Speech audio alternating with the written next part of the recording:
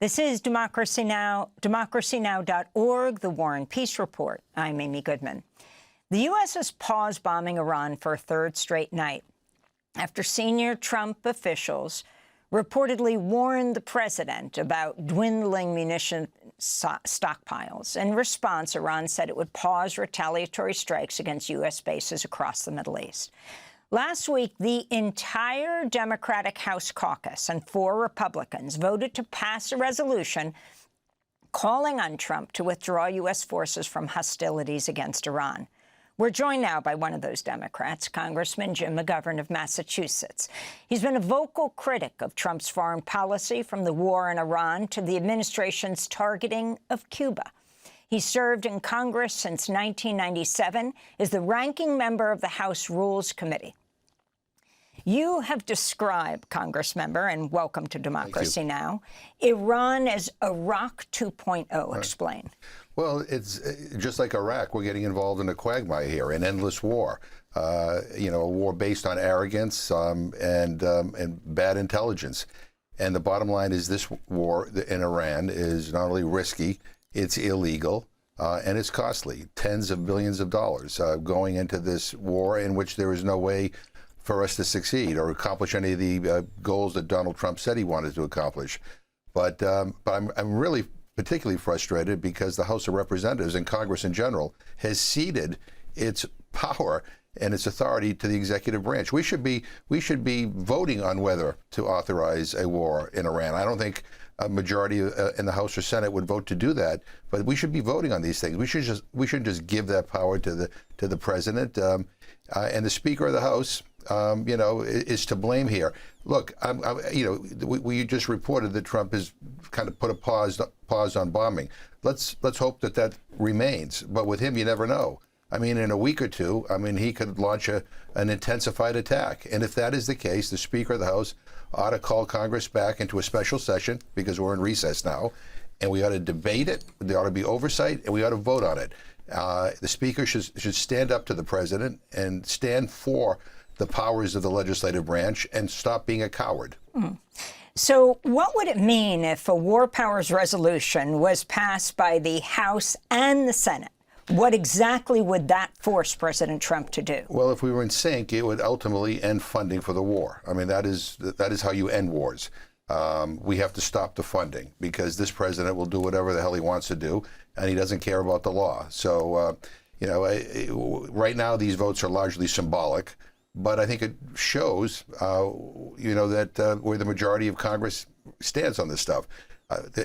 Congress stands with the American people. Only 28% of the American people think this war is worth it. Everybody else is against it.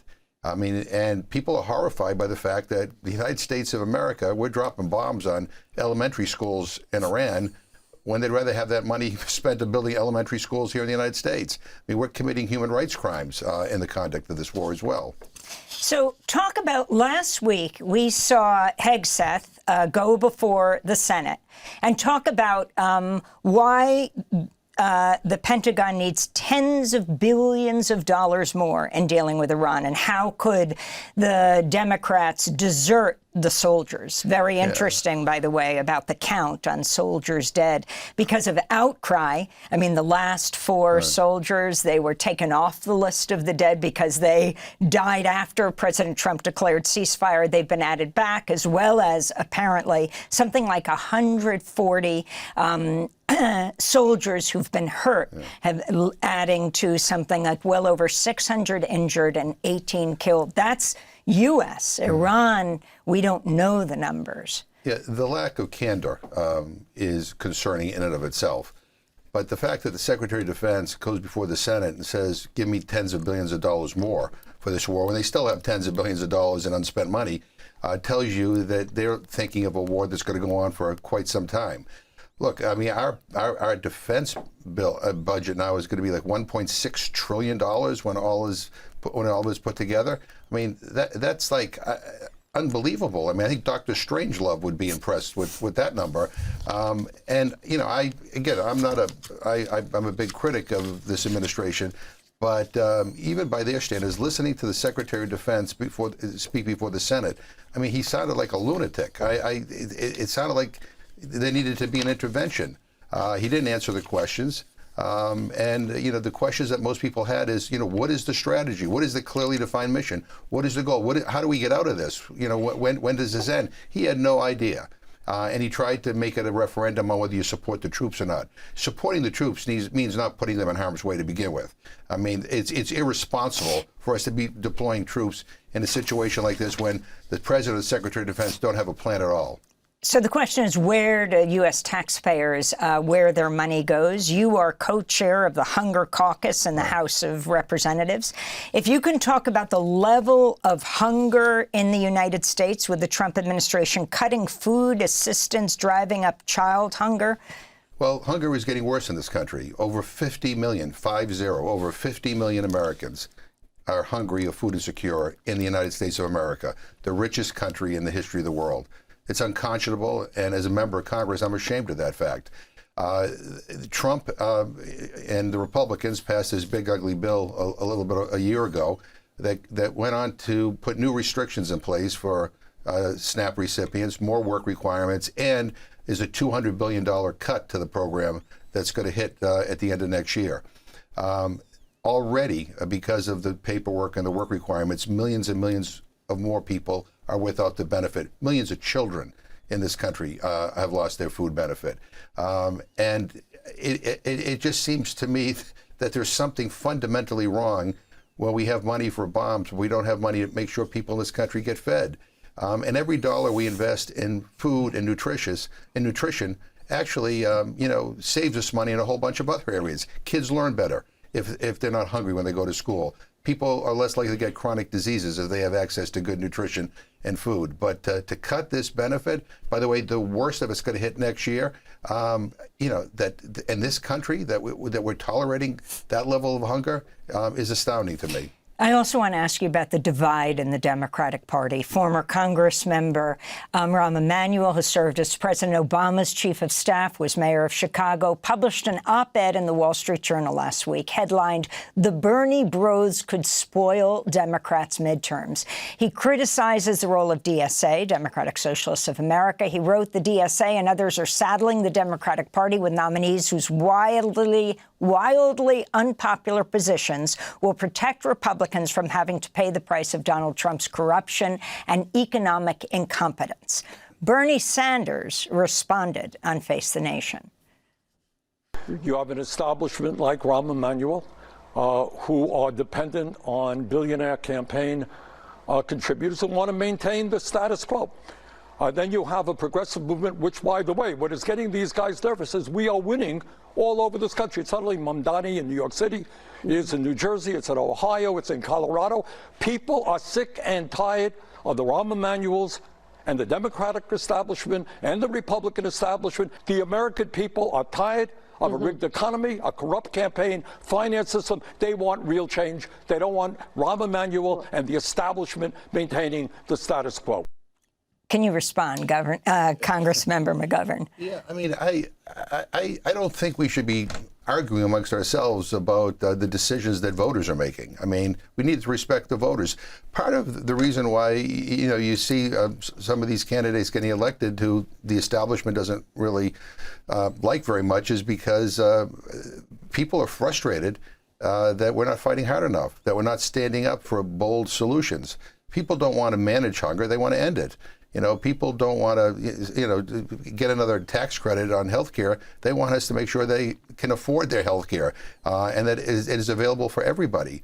And people don't want us to manage wars around the world. They want us to bring them to an end. So, I mean, I think we do our party great harm when we start to have this kind of infighting. I mean, I trust the people. And for me, I tell people all the time that whoever wins the Democratic nomination, in a particular race in my state, I'm going to support them. So you have been in Congress for almost 30 years. You have championed democracy in Latin America. You were, as a staffer for Congressman Moakley, investigating the 6 Jesuit priests who were murdered in El Salvador in 1989. And found In fact, we found that they were murdered by the Salvadoran armed forces who were trained and armed by the United States government. So you've been a major critic of U.S. policy in Latin America. I want to get your response to, well, you shared your response on the floor of the House last week about a new Red Scare. The State Department accusing the Cuban government of waging a sustained campaign of subversion against the United States, claiming Cuba is backing a number of groups, including National Lawyers Guild, Code Pink, Pastors for Peace, National Network on Cuba, and they've subpoenaed a number of organizations, including the People's Forum down the road from here, Breakthrough News, and others. And I'm wondering your response to what is going on here. I mean, I feel like the ghost of Joe McCarthy is appearing in Washington, D.C. right now. I mean, what this administration is doing by targeting its critics and members of the free press is what you would see in an authoritarian country. I mean, it is a drift toward fascism, if you will.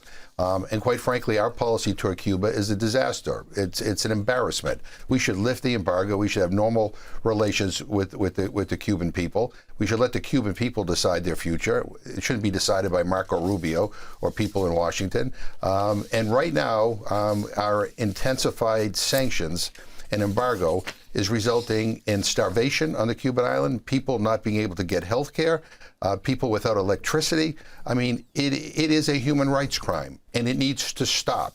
So I reject what the administration is doing, and I think our policy toward Cuba is a disaster.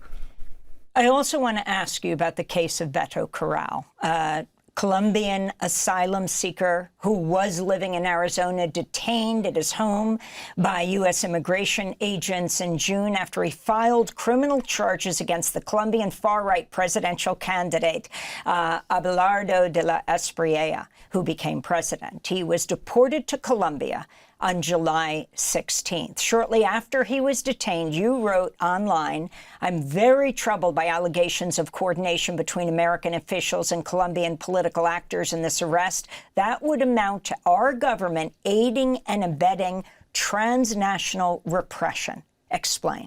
I mean, there are foreign governments that that target citizens from their country who come to the United States who are critics of their government. China does it, Iran did it, Pakistan, India does it, and so do a lot of countries in Central America.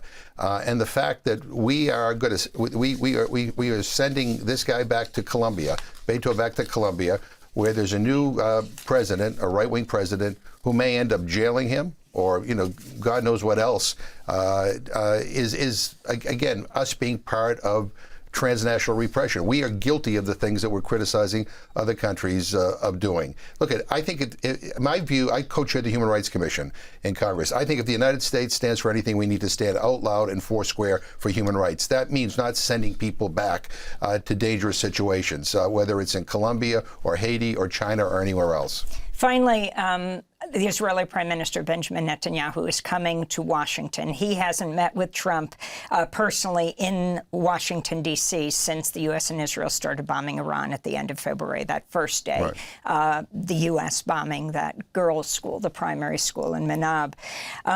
Here in New York, where you are visiting, the mayor investigated whether he could arrest Netanyahu because of the arrest warrant of the International Criminal Court. He concluded he couldn't, but raise that issue.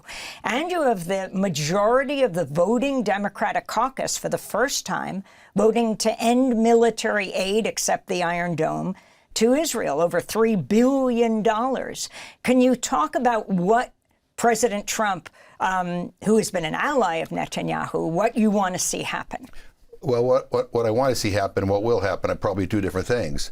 But President Trump, if he were truly representing the ideals of this country, would tell Benjamin Netanyahu to stop the war crimes. He is guilty of war crimes. I mean, I met with the Augusta Victoria Hospital staff online a week ago, and I mean, young children in Gaza who have cancer are not able to get the treatment they need, less than an hour away because Netanyahu's government is blocking that. But there's no question in my mind that Netanyahu is guilty of war crimes. He should be held accountable, and we should not be sending one more penny to him to be able to conduct those crimes. I mean, it is that simple. If we care about human rights, we have to be consistent. Jim McGovern, Democratic Congressmember from Massachusetts for almost 30 years. Thanks for watching Democracy Now! On YouTube. Subscribe to the channel and turn on notifications to make sure you never miss a video.